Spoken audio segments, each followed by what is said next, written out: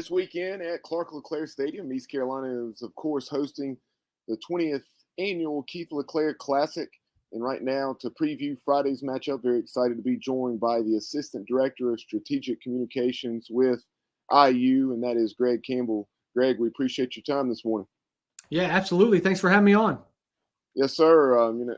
Really looking forward to this weekend. A tremendous field at the Keith LeClair Classic, as it typically is. And the Hoosiers have had a lot of success in recent years. I know last year was a bit of a down year, but as you take a look at what Coach Mercer is building and what he's done in his past at Wright State, definitely reason to believe that the Hoosiers are on their way back to where they had been in the not so distant past, and quite the early season schedule for you guys. Yeah, absolutely. Go to Auburn, play at Texas. It's been a lot of fun, and it's been a learning experience. So yeah, you talk about last year, a really young team. We started a lot of freshmen and a lot of guys who hadn't played a ton of college baseball, and so a lot of those guys grew up, and we ended up having 3 freshman All-Americans. Carter Matheson, Josh Pine, and Brock Tibbetts all made at least one freshman All-America team at the end of the year. All of them drove in 40 RBIs at least. Matheson hit 19 home runs, second most in Big Ten history by a freshman. So, those guys grew up quick. And then, you flip the script over to this year and you think about 8 of 9 position players returning, almost a complete reset on the mound after having 19 guys drafted over the last 4 years, 11 of those pitchers, 7 of those were weekend starters with eligibility left. So hit the transfer portal and got some talent out of there, have some freshmen that have thrown really well early in the year. And like you said, you go to Auburn and you test yourself against a College World Series team and you end up taking the Sunday game. Go to Texas and play 3 really good, close, competitive games in a regional type atmosphere. And then this weekend, come down to East Carolina. I'm sure the jungle will be in full force and, get to play 3 really good teams that seem to all play different styles of baseball and or don't get the respect they probably deserve. East Carolina is a top 10 team. Georgetown is, I think, undefeated right now, or at least maybe 1 loss. They probably feel like they're not getting a lot of credit. And then Long Beach State coming in from the West Coast that is going to play a completely different style of ball. And, 4 head coaches that really have a pulse on college baseball and what they want their programs to be. You talk about the portal. That's one of the things you hear about all the time in today's, not just baseball, but obviously even more so in football and men's and women's basketball, that landscape that is existent here in 2023. But if you would talk about the addition, the 6'6" lefty, your Friday night starter, a bit of a rough go at Auburn, had some command issues that appeared just by looking at the numbers, but then, he went 5 shutout innings against the Texas Longhorns in Austin. Yeah, Ben Seiler. Ben's a great kid, transfer from Siena. I think was a kid that just was looking for an opportunity to test himself, against the Power 5 or at the next level, whatever you want to call it. But yeah, didn't have his best stuff at Auburn, but really battled and really gave us a chance. But yeah, then you fast forward to Texas and he threw really well. You could see the confidence kind of building every inning he threw. He just kind of got a little bit better and a little bit better. Pitch count probably wasn't where he wanted it to be, in the 5th inning. And coaches decided to go to the bullpen and get some more guys some experience. But yeah, that was a really good atmosphere. So, Texas went down to play in that tournament in Arlington at the Rangers Park. So it was their first weekend at home. So really good crowd. Our guys really controlled. The crowd was emotional. They were into the game, but our guys did a really good job of taking that and kind of using it to their advantage. And Ben was one of those. Talked to him yesterday. He threw a bullpen yesterday. Said he felt great and just continues to build that on the mound, conditioning that you have to build up as you kind of get through these early first 3-4 weeks. Everybody's dealing with it. Nobody wants to run anybody out there for 100 pitches at this point. And so, but Ben's got it. he had 19 strikeouts against Niagara last year while he was at Siena. That was the single game high in the NCAA last year. And, don't want to put that on him to move forward, but he's a kid that attacks the zone. He's mature. He's got a process of how he gets ready for every game and how he goes about his week. And so, we had a guy, Jack Perkins, last year that was a Louisville transfer, ended up being a 5th round pick for the Oakland Athletics. Ben reminds me a lot of that. The strikeout numbers will probably come as he gets more comfortable on the mound, but Ben has been really good and a real steadying force out there for us. Yeah, following the game closely, until I was preparing for this interview, I had forgotten that 19 strikeout performance, but it jogged my memory. I remember him producing that performance, and taking a look behind Ben. Obviously, that's the one that we're most focused on because of the matchup between the Pirates and Hoosiers on Friday afternoon at Clark LeClair at 4:30. But the remainder of the weekend, tell us what the Hoosiers have in that starting rotation behind Ben, and then also about the bullpen arms. Yeah, not sure if the rotation is completely set at this point, but I would think that you're probably going to see some form or fashion of Luke Sennard, who's a transfer from Western Kentucky. He's been our Sunday starter the last 2 weeks, got himself a pair of wins, pitched really good at Texas, 7 strikeouts over 5 innings, came out trailing in that game.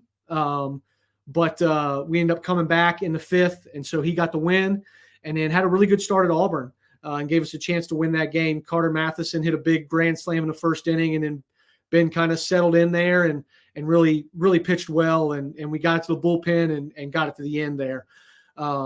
And then the other one that started for us on the weekend, SID Manasseh, who's a junior college transfer at Tacoma Community College in Washington, had a really good start last weekend at Texas, gave us a chance to win that game. Texas kind of came on late and got to some of the guys in the bullpen. But overall, we've really started out well. 3.71 ERA on the mound overall. I think that if you're looking at it and you're looking at a close game on Friday night, you're going to see any combination of a few guys.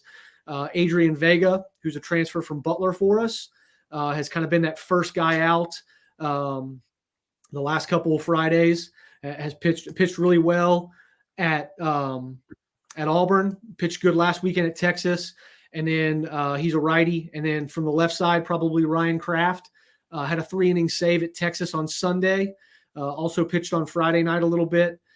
He's a guy who was pitched in some high leverage situations for us last year as a true freshman. And then there's a bunch of guys behind him. Gabe Levy, who's a transfer from Davidson, has started and closed. So if we need somebody to give us a little bit of length out of the bullpen, he's a guy that could do that.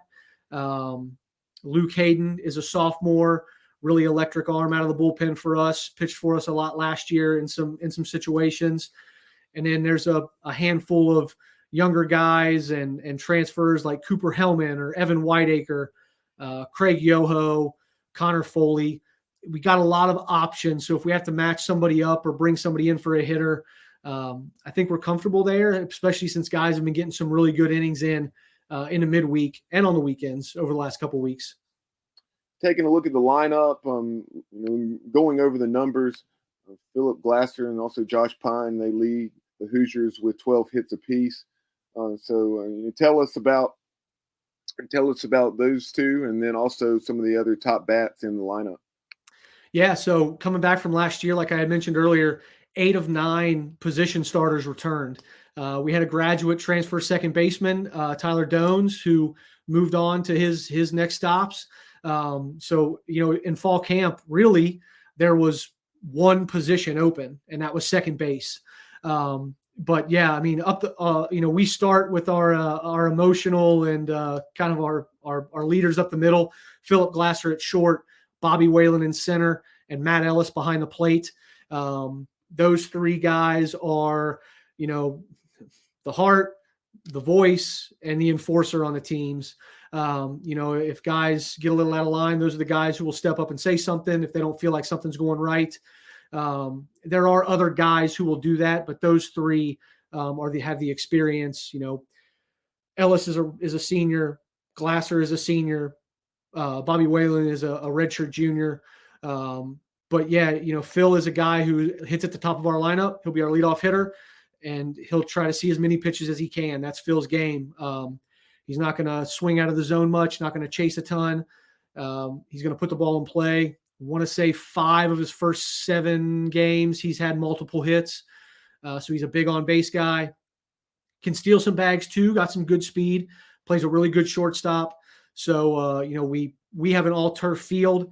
So he had an air at Auburn on the first weekend, playing on the dirt for the first time in a little while. And so, we take some reps on our softball field, which is all dirt, got some reps on all dirt at Auburn.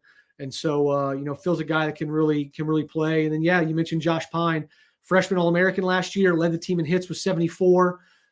First true freshman to lead the team in hits since Sam Travis in 2012. So, Sam was a big leaguer, was on that 2013 College World Series team. And then Carter Matheson is a kid, sophomore, was a freshman All-American, unanimous freshman All-American last year. Hit 19 home runs, second most in Big Ten history by a freshman, set the Indiana freshman record. So, we've got a lot of guys that can do it. Matt Ellis hit 18 home runs last year, really came back and really worked on his fitness, worked on his catching, got better at the plate. And then you got Brock Tibbetts at first base, who was also a freshman All-American, drove in 40 RBIs last year, hit 9 home runs. And so, yeah, don't want to leave out Hunter Jesse or Morgan Colopy, who have both been really good additions in the outfield last year.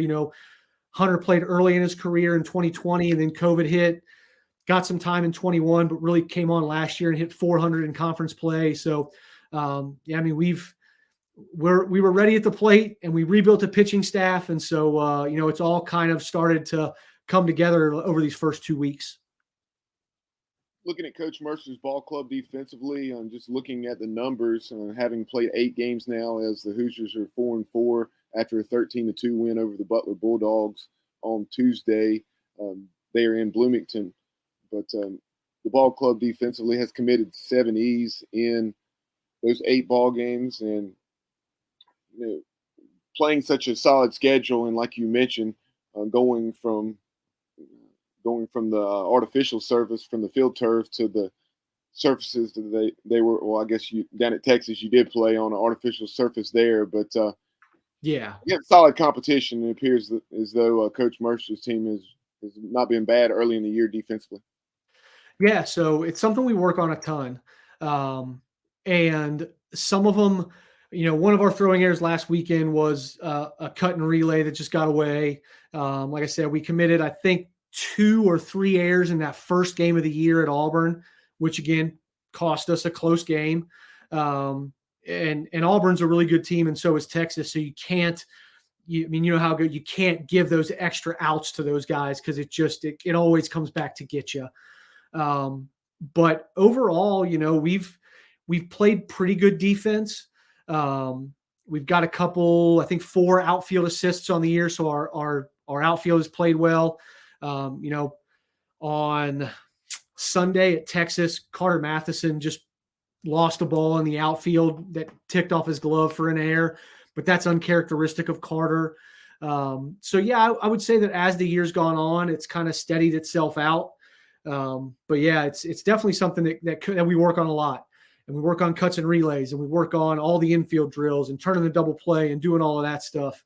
So I know that Coach has been on him this week to make sure that when we go down here, we get on the field on Thursday, we got to go game speed, and we got to go real. We can't let balls just, that one's too far out, I'll get the next one. It's got to be work with the purpose, is what he always tells them, right? Work with the purpose. And our purpose is to get used to the field and get used to the natural surface, because on Friday night, they'll be amped up and ready to go. No doubt about it. This event is always well attended, and as you're referencing or alluding to, East Carolina baseball typically averages in the top 15 nationally in attendance, or ranks in the top 15 nationally, I should say. And earlier you referenced the jungle, so is this your first trip to Clark LeClair? And then also through your conversations with Coach Mercer and just following the game, tell us what you're aware of when it comes to East Carolina's atmosphere. Yeah, so I've been in college baseball for 20 years. Started as a student at Wright State, and then I was at Tulane for 3. So I'm very familiar with coming to Greenville. We were there twice in my 3 years at Tulane. I think we won a game in each of the 2 series. But yeah, and then Malcolm, the former SID there, Malcolm Gray, unbelievable person. And every year they get to the Super Regionals, I cheer for them to go. East Carolina is a special place for college baseball. East Carolina, a bunch of the SEC teams, like they just have an atmosphere that's unmatched. And the Jungle is one of those where, before the game, they'll give you a hard time. And during the game, they'll give you a hard time. But, they respect good baseball and they respect good baseball teams and good baseball players. And so it's one of those places that if you have a bucket list for college baseball, Greenville, North Carolina in May and June is a great place to go watch a game because they're passionate fans. They get into it. And a lot of it starts with the person's name that's on this tournament. I never got to meet Keith, but talking to people who knew him in the game, nothing but great things to say about him. And he's the reason a lot of the reason that East Carolina is where it's at on the national stage at this point. Now Billy's done a great job of carrying it along. I didn't realize he had been there as long as he had actually when I was looking at some stuff for my game notes. But yeah, it's a special place. That's a really neat place to come down and test yourself early in the season because you're going to experience a lot of this late in the year. No doubt. Really appreciate your time and the wealth of information on the Hoosiers, and safe travels to Greenville. And if you get a free moment, and certainly head out to the Jungle. I know, although I don't typically park in the Jungle parking lot, sometimes I'm out there. To be determined if I'll be able to be there this weekend. But I know some fellow Pirate fans will certainly take care of you when they see you with your IU stuff on. Absolutely. We're looking forward to it and look forward to crossing paths with everybody.